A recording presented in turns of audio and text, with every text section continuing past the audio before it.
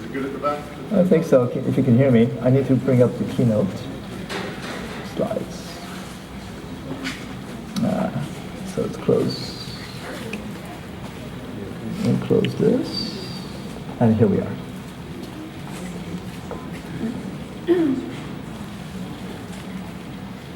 Hello, mouse. Hello, mouse. Okay. So I want to talk a little bit about art as a mode of knowledge production, but not the usual kind of knowledge, like know facts and know that, or more like know how, know why, know when. So we start from, let's say, the Plato's Republic, where Plato himself put the poets outside the city because they were not to be trusted. Why? Because they were making copies of things, whereas philosophers could directly address things as they are. But it's important to note also, even in Plato, he included music and dance. And why? It wasn't because he was thinking about music and dance on stage, but he was usually actually thinking about how the rhythmic arts were really important for everyone, that everyone could benefit from this kind of disciplined practice of movement. But what constitutes knowledge has changed a lot over 500 years. That's part of the point here. So Niccolo Machiavelli was born about 15, 17 years after Leonardo, so it was contemporary. And in his big achievement or contribution was to shift knowledge from thinking about what the Greeks said, but to look at knowledge by learning about the world by looking at what politics was like, what the contemporary state was like, how the contemporary republics and the contemporary princes operated. So he was the first political scientist. Galileo Galilei, a bit later, introduced this idea of observation, learning, producing knowledge by observing nature. And I always love to point out that he wasn't just an observationalist, he was also a pointed mathematician. And he also at the same time designed experiments, some of which were thought experiments. Giambattista Vico, still later, introduced this idea of history, of genealogy, of the social construction. And the famous saying he introduced was his motto that what is true is that which is made, whether it's conceptual or material. And contemporarily, we have Isabel Stengers, an amazing, wonderful, and very rigorous philosopher who's been talking about the ecology of practices. We heard a reference to ecology of practices yesterday, where she talks not about tolerance. Tolerance is very condescending in her notion, but more about an ecology. Now, in the ecosystem, there are predators and prey. Some things eat other things. Interests are not resonant together. It's not about consilience, okay? And yet, the forest persists, okay? And I want to make a note here that this is about knowledge and science, but underneath there's also this other ancient notion of techne, which comes before the separation into art and engineering.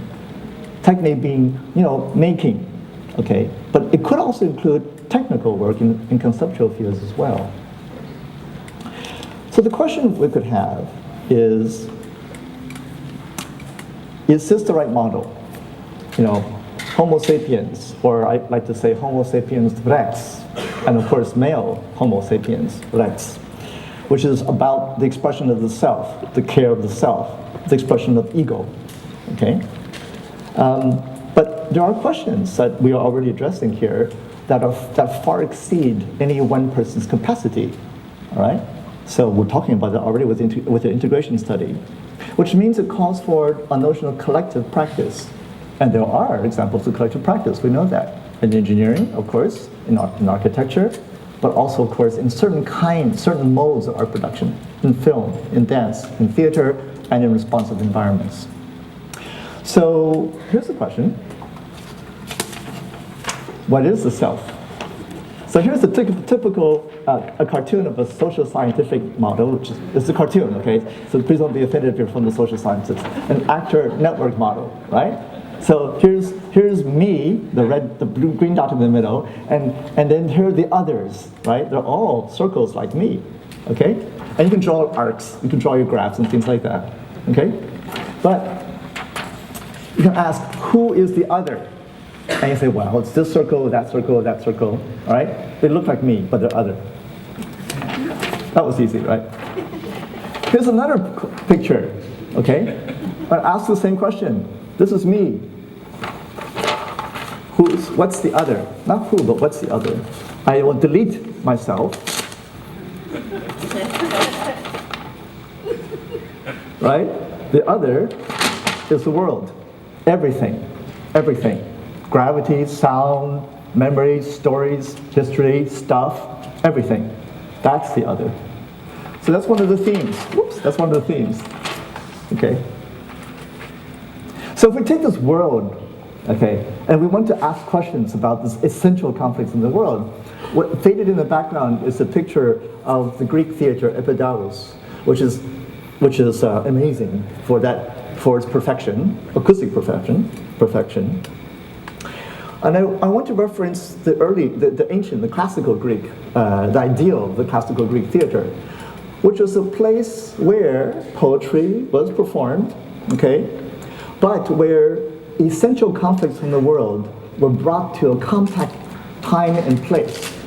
An entire city, the polis, I should say the polis, not the city in Roger's sense. These were much smaller back then, okay? Let's say the polis came together in one place to address essential conflicts that could not be resolved by philosophy, could not be resolved by logic and rationality.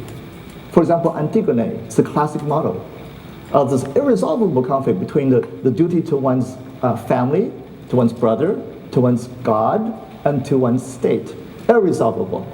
And yet, the entire polis gathered together to think, what should we do? Okay?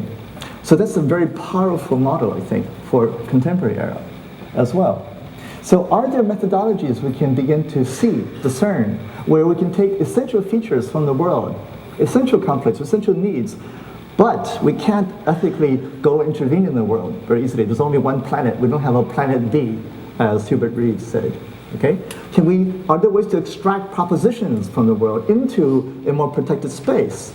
You know, not a theater for performance in front of an audience. No, not about that. But a protected space where ideation can happen, an atelier, and where we vary the conditions of the atelier, whether it's through acoustics or whatever, right? And then get insights we can reinsert back into the world. So, I want to show today a few examples of work, but really very short. But I also want to draw attention to work that we've been doing for the past 15 years with different kinds of ateliers, which are organizational, institutional experiments in building little bubbles where this kind of work can happen, okay, despite the departmental constraints. I was very fortunate to be able to do that at Georgia Tech, Concordia University, Hexagram, and now at ASU. But I also want to draw attention to works by 3 women, young women, who have an amazing amount of integrity and intelligence and sensitivity. First, I'll show work from the Synthesis Center at ASU. This notion of atmosphere, there's a beautiful book out front, I highly recommend it. In this case, thinking not about looking at pictures of atmosphere. It's not about scientific visualization. It's not about taking some gadget or some technology and making art around it. It's about becoming atmosphere. So in the way that we move through the space, is there a way to condition the acoustics, the way that light behaves around you, the way that other bodies are moving around you, such that one becomes atmosphere, not looking at atmosphere. This happens to be using work, the standard model from the sciences of the CM1 model for atmospheric research with a PhD with work in computer science and ecosystem modeling. Yet it appears in an artistic context. Okay. Another, this is an example of not by looking at plants. There's a lot of imagery of plants or... Does this work? Yeah, good. There's a lot of work, okay, where we can show pictures of plants or animals, biomimicry, etc. But instead the question is, how does one become plant, not to be a plant, but to begin to understand in a way what it's like to inhabit the world, the way the plant inhabits the world, to have a sense of time. Do you want to bring this down some more? To have a sense of time. Thank you. To have a sense of time, temporality, which is more like vegetal time, not to be a plant. Okay, it's a different sort of thing. Another question, stream is a question of complexity. Okay, And we have a lot of sciences of complexity these days, but even the masters of complexity science, such as at the Scientific Institute, which has an association now with ASU, we had a general meeting where the people who are at the top of the field, okay, were saying, or we were saying, that the methods that are very common today, the standard techniques for complexity science, are not adequate to address the richness of lived experience, whether it's economics or culture. Okay.